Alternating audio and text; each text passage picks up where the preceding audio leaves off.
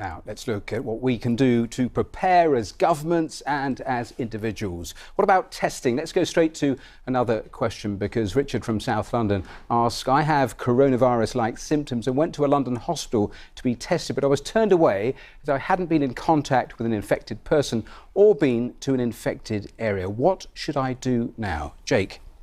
Well, we have clear criteria for testing. Not everybody needs testing.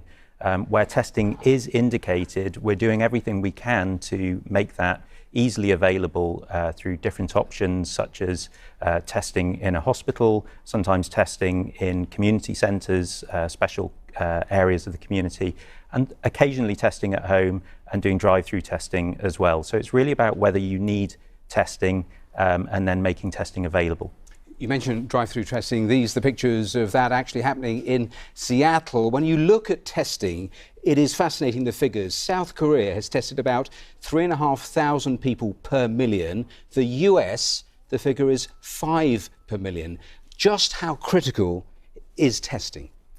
Testing is very important, and the amount of testing does vary between countries. In the UK, we are increasing our testing capacity.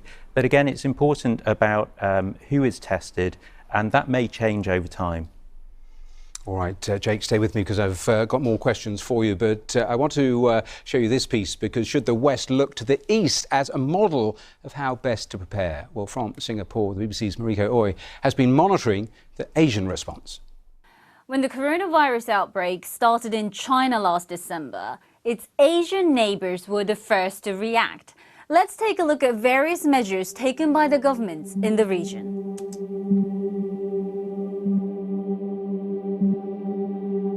In China, it's a lockdown. It took Beijing a few weeks to react, and when they did, the authorities took a harsh approach which affected nearly 60 million people. The coronavirus outbreak brought back memories of SARS in Hong Kong. Officials there were quick to respond by shutting down schools. Critics, though, wanted the government to do more and prevent the arrival of Chinese visitors. And that's exactly what the government here in Singapore did. It was one of the first countries to shut its borders to China. It's also put in place a highly sophisticated contact tracing procedure to track down people who'd been around patients who tested positive. That sounds manageable with a population of just over 5.5 million. Compared to South Korea, whose population is over 50 million. Seoul is mass testing anyone with flu-like symptoms, but critics say its approach has overwhelmed its hospitals.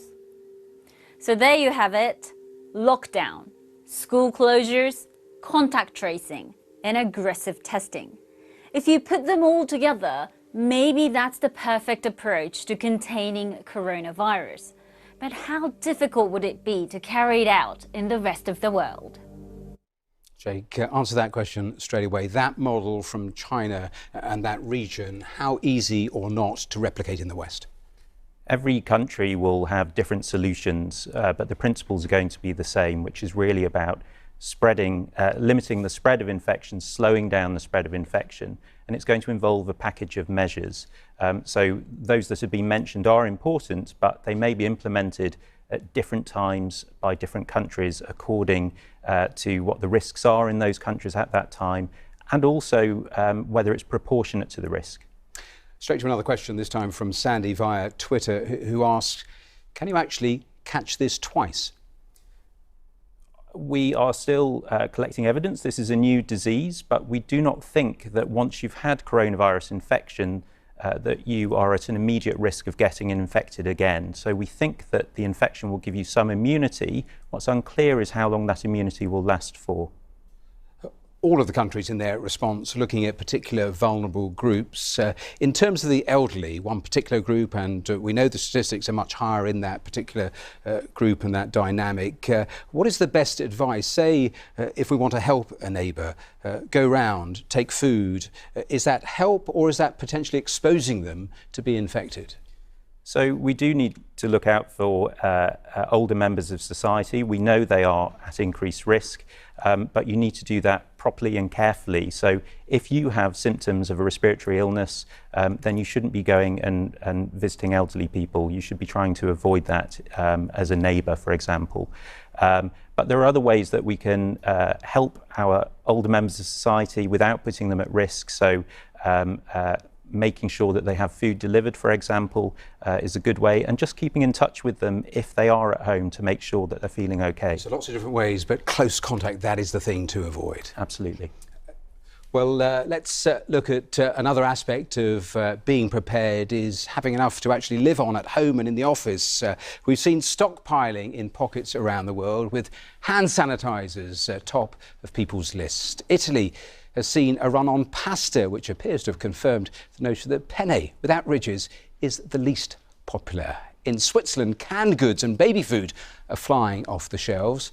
Panic buying there has been named Hamsterkäufen, after the cheek-stuffing rodent. And lots of examples of shoppers hoarding toilet paper, with fights breaking out in supermarkets in Australia. One newspaper even printed, listen to this, extra blank pages for readers in case of emergencies.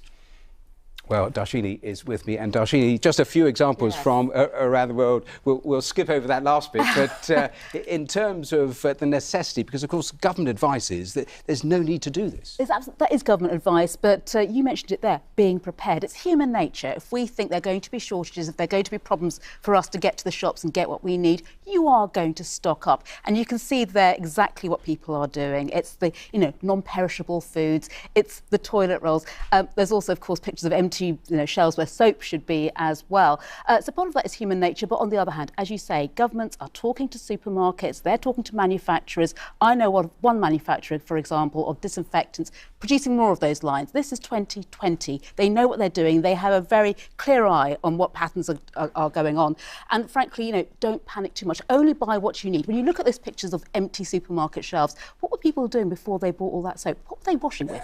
And it is extraordinary because the advice is so clear. Just this morning I drove past a chemist and I had to do a double take because there was a queue that went right round the corner and up the hill. I'd never seen anything like that before. No, absolutely. And you hear reports of people going in and the supply, there is a delivery of 10 bottles of hand sanitizer and they're buying 8 of them. What are you going to do with those 8 bottles? And that creates further panic as well. It is human nature. But as I say, supermarkets are incredibly sophisticated. They have forecasters out there. They know where their gaps are going to be. We have very agile manufacturers out there who can switch production. So don't panic too much.